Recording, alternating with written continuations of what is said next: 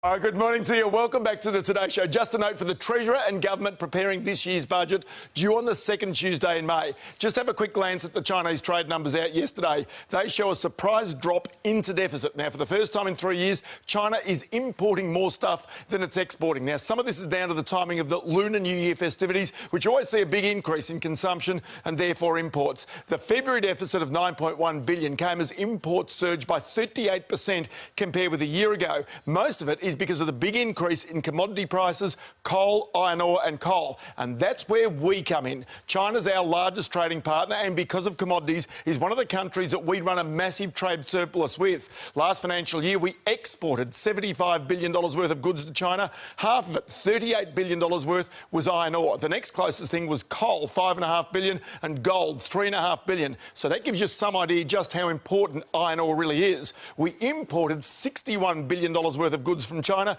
and the biggest item here, telecommunications gear, followed by computers and furniture. So movements in the iron ore price are vital to the budget and our standard of living. So if there are signs that China's economy is slowing, we have to be cautious. In a little over a year, iron ore has doubled in price. It's now around $86 US a tonne. The budget this financial year has iron ore factored in at $55 a tonne. So we're $30 to the good. Next year, the budget says every $10 move in iron ore has a $3.9 billion impact on budget revenue. So this is big.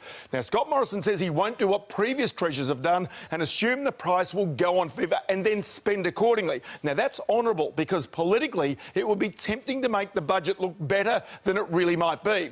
That said, of course, the budget is made by lots of politicians, so we should watch this space very closely. Let's go to the markets this morning, and what we can see is that the Australian dollar is actually off this morning, 75.38 US cents. Maybe that China story is part of that. Move further forward, we can see the commodity markets, that the gold price down by $6.